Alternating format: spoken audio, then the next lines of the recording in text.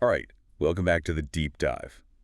We're doing something a little bit different today. A little bit. Yeah, I want you to mentally shift gears with us. I mean, forget that you're commuting or at the gym or walking the dog right now. Right. I want you to imagine we are all sitting in a boardroom. Maybe it's in Wolfsburg or Detroit Yeah. or maybe Shanghai. The date is February 18th, 2026. And the coffee is stale, the whiteboard is just covered in diagrams, and the tension is pretty high. Exactly. You, the listener. Mm. I want you to think of yourself as the chief engineer or maybe the lead system architect at a major OEM. And We're the strategic consultants. You've hired us to deliver the 2026 Global Smart Cockpit Technology Strategy Report. we are not here to entertain you today. We're here to save your product roadmap. It sounds a little dramatic, I know, but when you look at the stack of reports we've been analyzing, everything from Murata's deep dive into component-level timing risks to Electrobit's software architecture and the ecosystem models from Fly Model the industry is really in a crisis of contradiction. It's what we're calling the hardware-software schism. Mm. That is the headline of our report today. Here's the reality you're facing.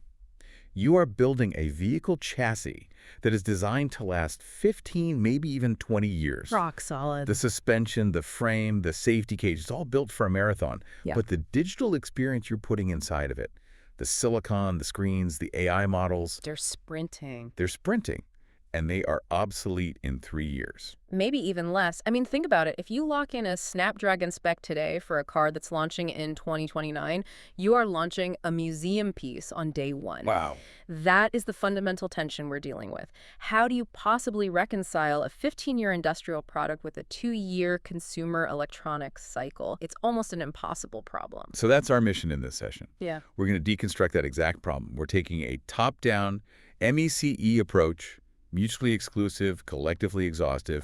We're going to break this down into 4 key strategic quadrants. We'll start with the strategic context and the hardware architecture, specifically. How you can decouple the brain from the body of the car.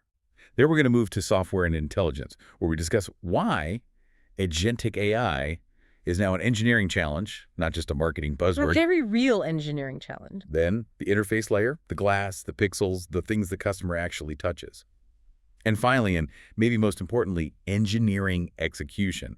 We're going to talk about the things that actually kill these projects. Heat and validation. And we have to be pretty brutal here. We're not going to sugarcoat the engineering challenges. The bottom line is, if you are still thinking about just digitizing the cockpit, you've already lost. The 2026 standard is AI native. Okay, let's start right there. That's a perfect kickoff for section 1, the executive summary. The paradigm shift. You said digital is dead. That feels aggressive. Most cars are just now getting good screens. What do we mean by AI native? Think about the last 10 years of cockpit design. What was the goal? It was really just to take a physical needle and turn it into a bunch of pixels on a screen. Right. An analog gauge becomes a digital gauge. Exactly. It was to take a physical button and turn it into a touch target on a screen. That is digitization. It's fundamentally reactive. You press something, it responds. AI native, or what we're also calling cross-domain fusion, is proactive. It's a system that doesn't wait for your input.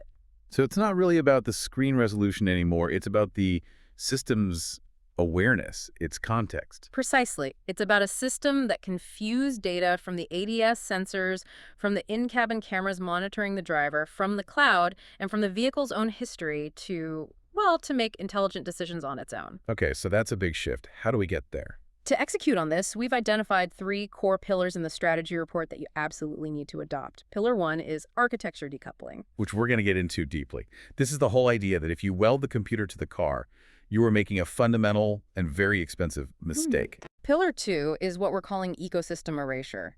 The line between the phone in your pocket and the car itself. It has to disappear. And I don't mean projection like CarPlay or Android Auto. I mean actual fusion. True integration. And pillar 3 is the interaction shift. We are moving from interfaces that are menu-driven to ones that are intent-driven.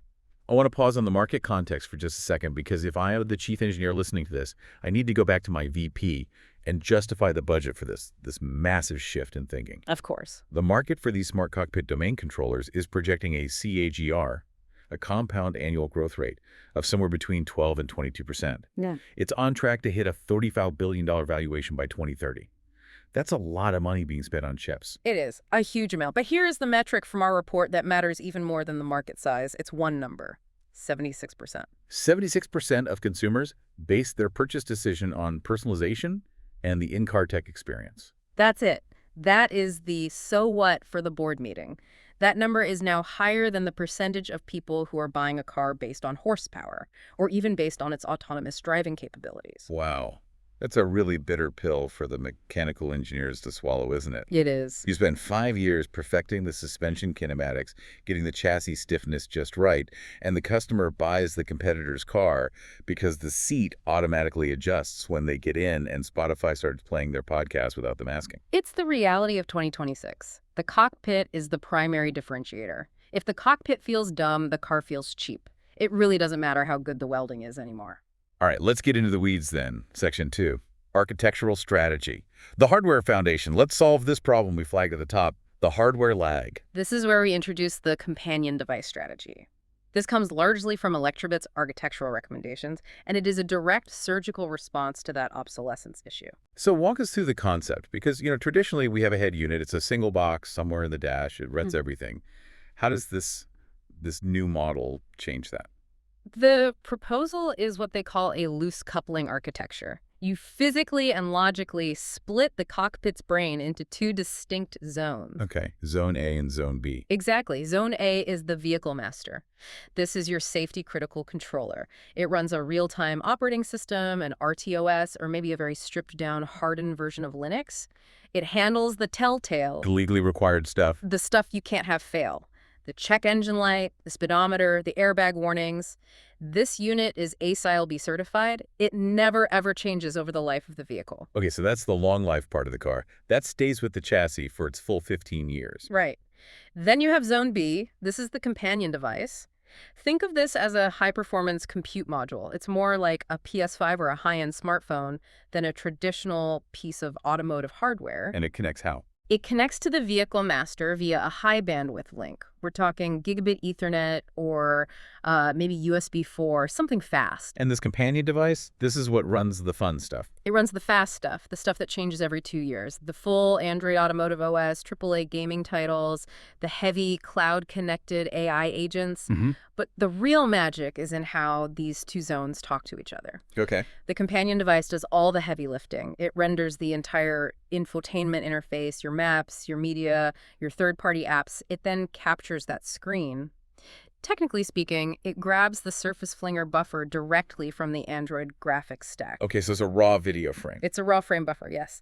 It encodes that into a highly compressed H.264 or AV1 video stream, and it pumps it over that wire to the vehicle master. Wait, hold on. Let me play the skeptic here for a minute. You're telling me that we are generating the entire UI on one box, encoding it as video, sending it over a cable, decoding it on a second box, and then finally displaying it. That sounds like a recipe for latency. I press next track on my playlist, and I have to wait half a second for a response. That feels terrible. That is the first question any good engineer asks. What about the lag? And it's a valid concern. The solution lies in what Electrobit calls the bridge library. This is not generic video streaming like you'd get from YouTube. It's optimized. It's highly, highly optimized. It's a pipeline where the latency is pushed down to near zero. We are talking sub-millisecond overhead for the entire encode, transmit, decode cycle. But the truly brilliant part is what they call the safety island overlay. The overlay, what's that? So the vehicle master, that's our safe, reliable box, it decodes the video stream coming from the companion device, and it displays it on the main screen. But it has its own separate, lightweight graphics layer that can draw on top of that video stream. Ah, I see where this is going. So if the companion device crashes, if Android has a kernel panic, or the cable gets unplugged, or the video stream just freezes for some reason, the vehicle master detects this instantly. And it takes over. It can still draw the critical information, it can draw the speedometer, the gear indicator, and the warning lights directly over the frozen or black video feed. So the user might lose their map for a second, but they never, ever lose their speed or their check engine light. Exactly. You've completely decoupled the safety certification from the entertainment innovation. You can now, in theory, swap out that companion device 3 years down the line for a new model with a faster NPU. And you don't have to recertify the entire vehicle for safety. Not at all, because the vehicle master, the part that's legally required to work, hasn't been touched. That brings up the physical form factor of this device. The report mentions two options, the high-performance box and the USB stick. The USB stick idea. Honestly, as an engineer, that scares me. I get it. A consumer plugging a critical USB stick into their dashboard to upgrade their car. What about vibration? Connector fretting over thousands of cycles. Thermal expansion. It's a very valid fear, and I think the option B, USB stick, is probably more suited for the aftermarket or maybe lower-end vehicles where cost is the absolute driver. For a premium OEM, you'd absolutely be looking at option A, a properly secured, replaceable module that's buried deep in the dash, serviced by a technician. Okay, that makes more sense. But the concept of the USB stick is powerful. It shows where the industry's thinking is going. It's about commoditizing the compute power, treating it like a removable cartridge. So that's a decoupled approach. Let's shift gears now to the integrated approach, the Cockpit Domain Controller, or CDC. This is the opposite strategy where we mash everything into one superchip. It is, and this is currently the dominant trend for high-end EVs especially. The idea is you merge the instrument cluster, the Hy-V, the ADAS visualization, and even the driver monitoring system, the DMS, all onto one single powerful board. And this is where Murata's report gets, well, terrifyingly specific about the tiny components that can bring the whole system down. Because when you consolidate that much logic onto one PCB, the board design becomes an absolute minefield. It really does. Let's talk about something as simple as timing. In a distributed architecture, where you have 10 different ECUs all doing their own thing, a little bit of timing drift wasn't a huge deal. Right, they're asynchronous. But in a modern CDC, you are using these incredibly high-speed backbones like PCIe Gen 4 or even Gen 5 to move data between the SoC and its peripherals like the storage and the displays. And PCIe is notoriously fussy about clock timing. I've been burned by that before. Extremely fussy. If your reference clock drifts by even a tiny amount, you get jitter. If you get jitter, your bit error rate goes up and you start getting packet loss. And in a Netflix stream, packet loss is just a little buffer wheel on the screen. Annoying, but not critical. In a car's sensor fusion network, packet loss means the car briefly loses track of a pedestrian or another vehicle. It's a safety issue. Murata's report points out that the standard automotive-grade crystals, they just aren't good enough anymore. They specified a required tolerance of plus or minus 40 parts per million, right? Yes, and that's the crucial part. That 40 ppm tolerance has to be maintained across the entire operating temperature range and has to account for aging over the 15-year life of the car. That's incredibly difficult. It's hard physics. Achieving that kind of stability when the tiny crystal is sitting right next to a GPU that's hitting 100 degrees Celsius is a massive challenge. They're pushing for these tiny 1.6 by 1.2 millimeter packages to save board space. But the engineering rigor on those little quartz crystals is what keeps the entire data bus alive. You mentioned heat. That's another big topic in the Murata report. They discussed a fundamental shift from metal cans to resin mold modules for connectivity for things like Wi-Fi and Bluetooth. Why does the packaging of the Wi-Fi chip matter to a system architect? It matters for two critical reasons: density and thermal conductivity. Okay. The old way of doing it was you'd put the Wi-Fi chip and the Bluetooth chip on a small PCB, and then you'd put a metal Litacan over it for EMI shielding. I've seen those. Right. But that takes up a lot of vertical space, and the air trapped inside that can is a terrible conductor of heat. The chip gets hot inside its little metal box, and the heat basically stays there. And heat throttles performance. Your Wi-Fi speeds drop just when you need them most. Exactly. Murata's new resin mold approach is different. They encapsulate the entire module, the chips, the passives, everything, in a special epoxy resin. The resin itself is thermally conductive enough to pull heat away from the silicon and out to the main heatsink on the board. And it saves space. A lot of space. Oh. The report claims it's up to 47% smaller.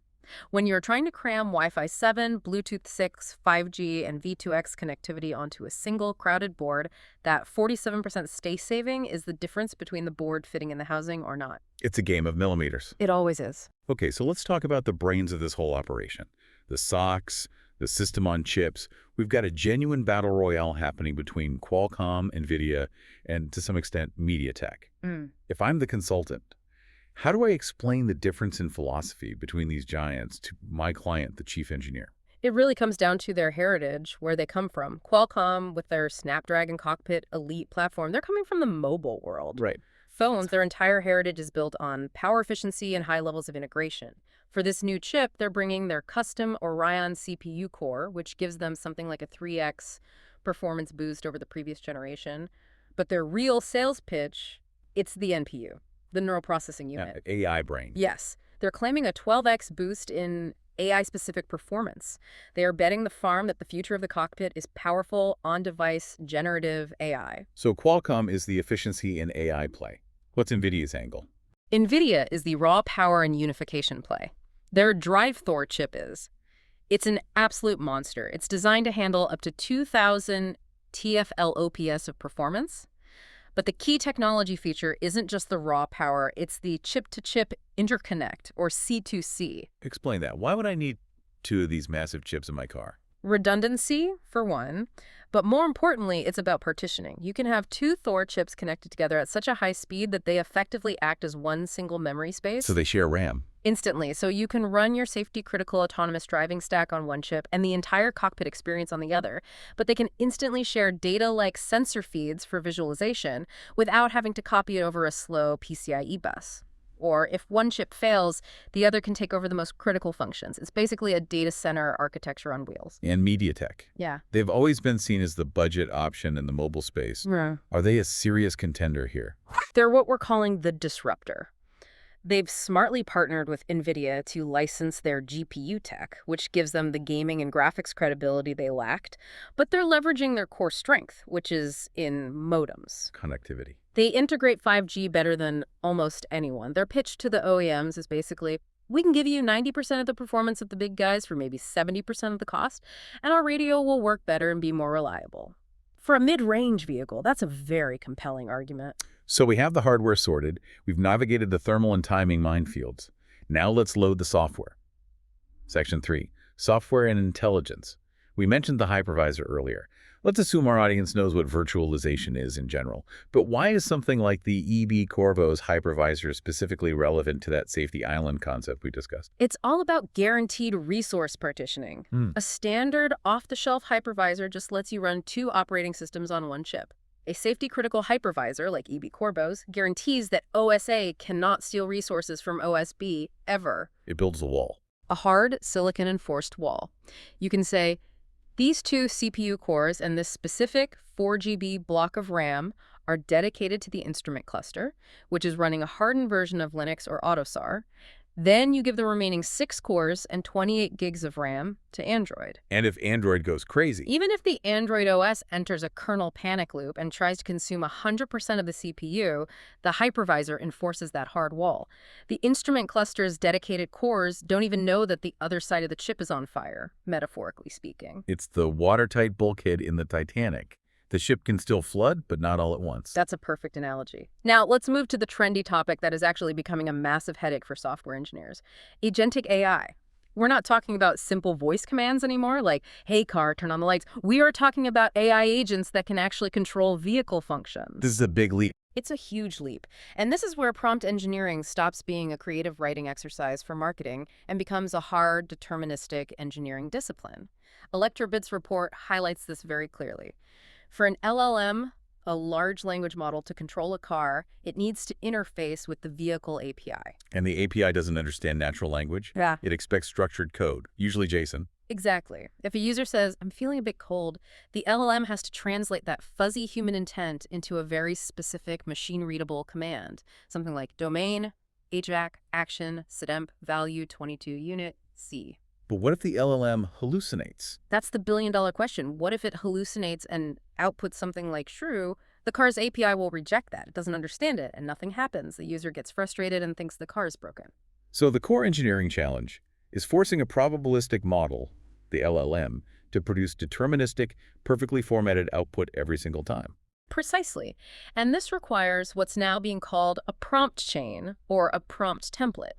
You don't just send the user's raw text to the model. You have to wrap it in a carefully constructed prompt. Give me an example. Sure. Step one is the system prompt, which sets the context. You are a helpful vehicle control assistant. You must only respond in valid JSON format. Step two is context injection. The current in-cabin temperature is 18°C. The driver is user A, whose preference is 22°C.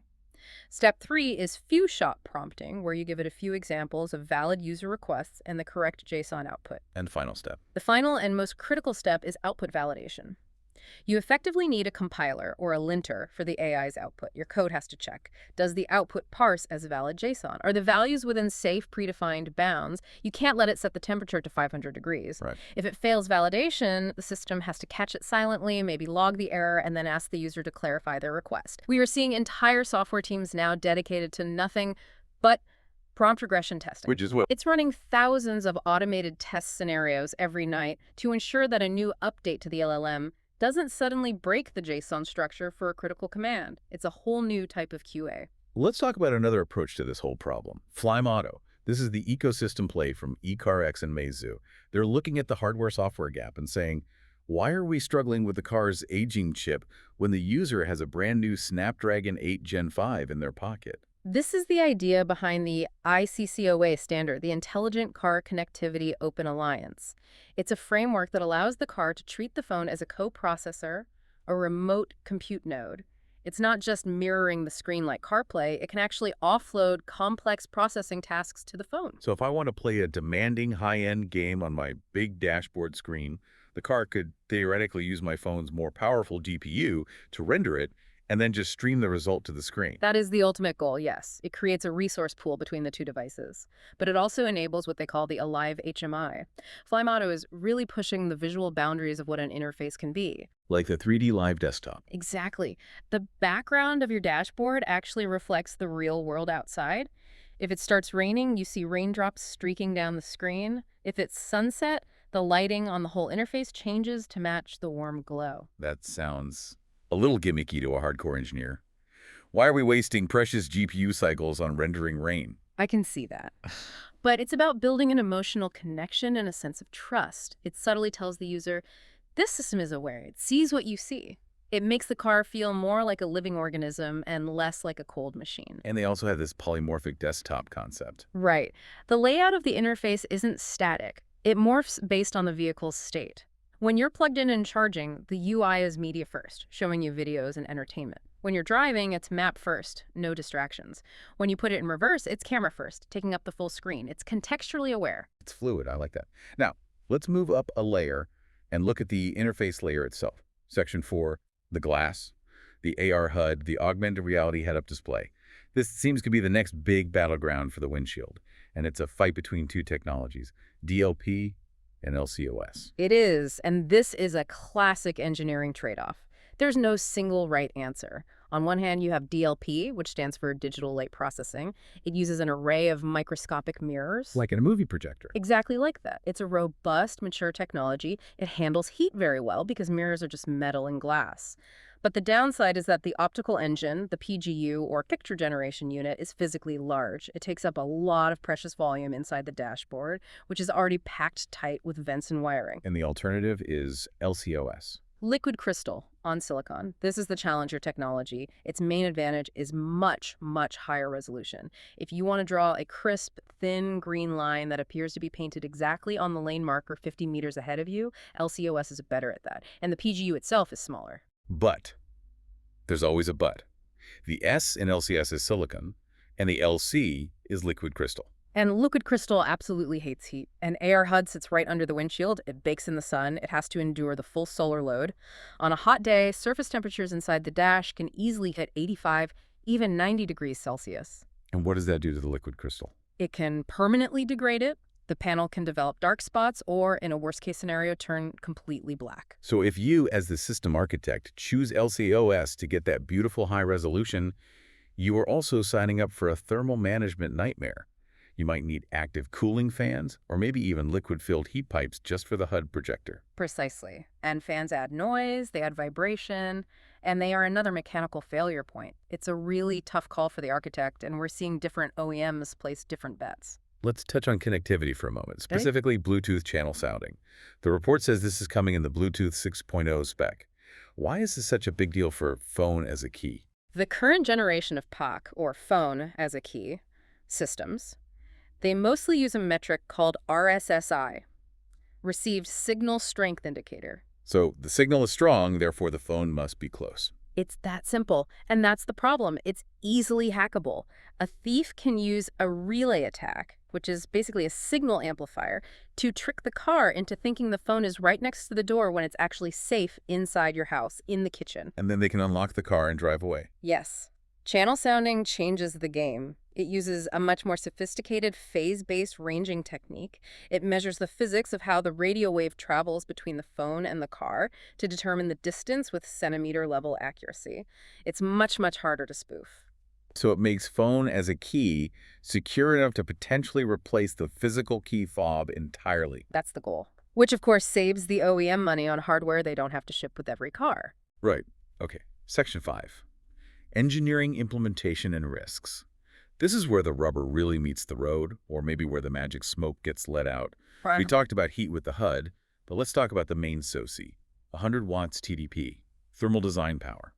That is a bright light bulb's worth of heat trapped inside a sealed metal box. Air cooling is dead for high-end CDCs. It's just not viable anymore. You cannot reliably blow air over these chips and expect them to survive for 15 years in a dusty, vibrating environment.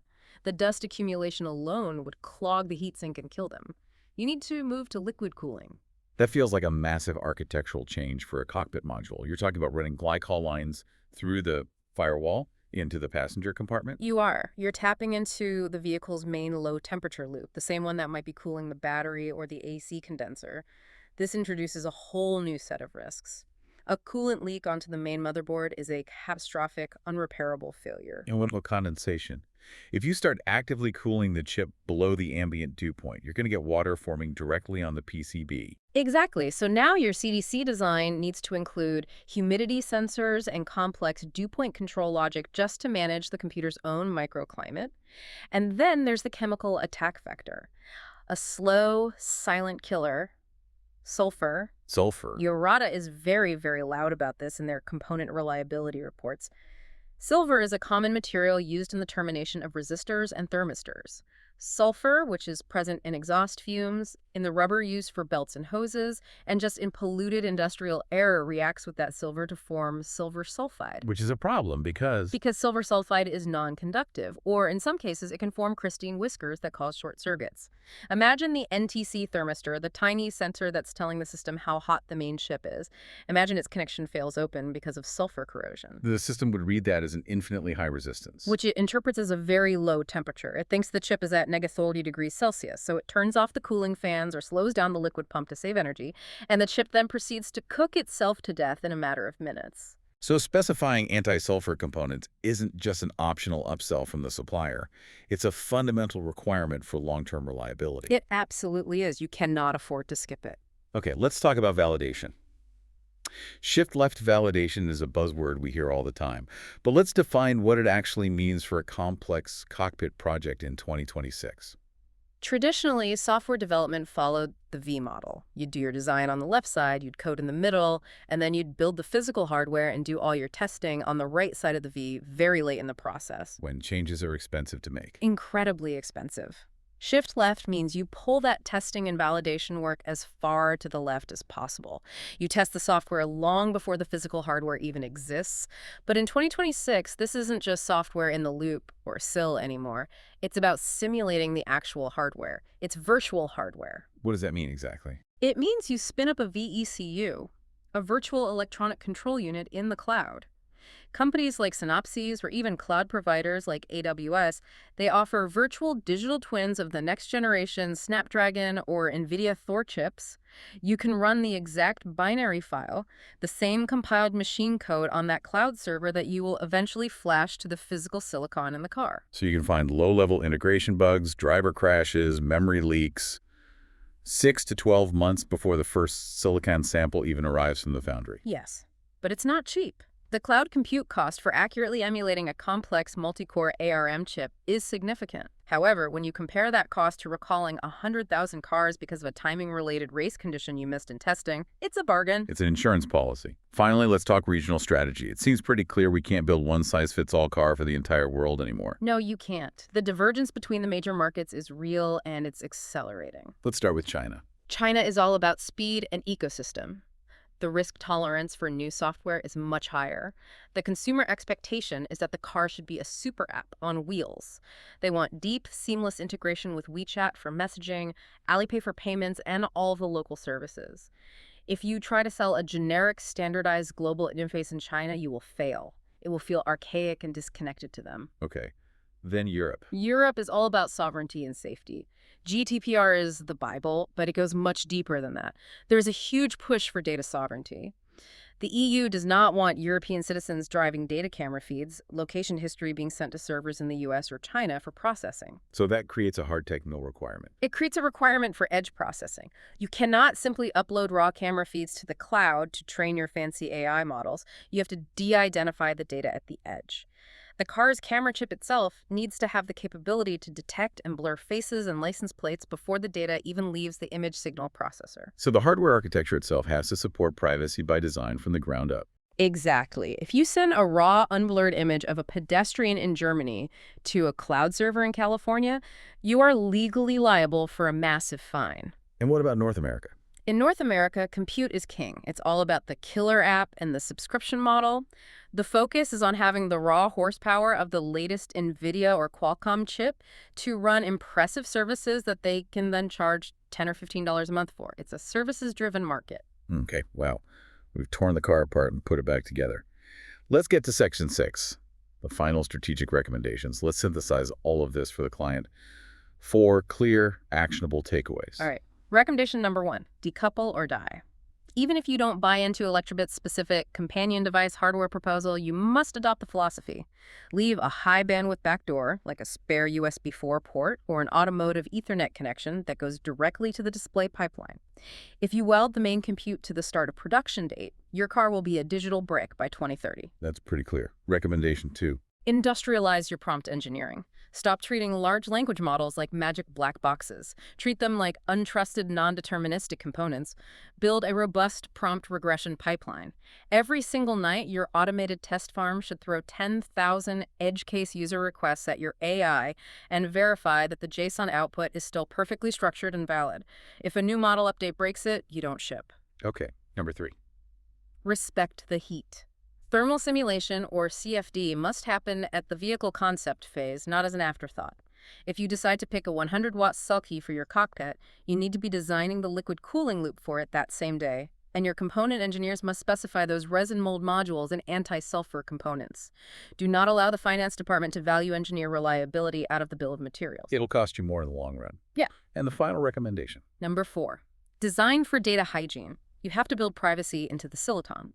On-chip, real-time de-identification of sensitive data at the edge is the only scalable way to survive the regulatory fragmentation we see between China, Europe, and the US.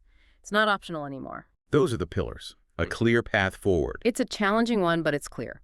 We want to leave you with one final thought, the provocative thought for you to consider on the drive home. Yeah. We talked a lot about agentic AI today. Right. And I want you to think about the trajectory of this technology. Today, the car is an obedient servant. It's passive. It waits for a command. Hey, car, do this. But what happens when the car has all the necessary data points? It has the in-cabin sensors, the DMS, to know that you are tired, that your eyelids are drooping. It has connectivity to the cloud, so it knows your calendar is empty for the rest of the afternoon. It has your vehicle history, so it knows you prefer a specific route home and a specific cabin temperature to relax. At what point does the car stop asking for permission? At what point does it evolve from an obedient machine into a proactive partner? When does it just say, I see you're tired. I've already set the destination to home.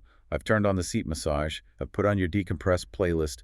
Just drive safely. That shift from waiting for permission to actively anticipating a need, that is the holy grail of the AI native cockpit. But it requires absolute unconditional trust from the user. And that trust is built on a foundation of reliability. Which brings us all the way back down to those tiny crystal oscillators and the choice of thermal paste. It all connects. From the resin mold all the way up to the AI agent. The software defines the experience, but it's the hardware that determines if that experience can survive. Choose your architecture wisely. That's the report. Thanks for stepping into the boardroom with us for this deep dive. Good luck with the build.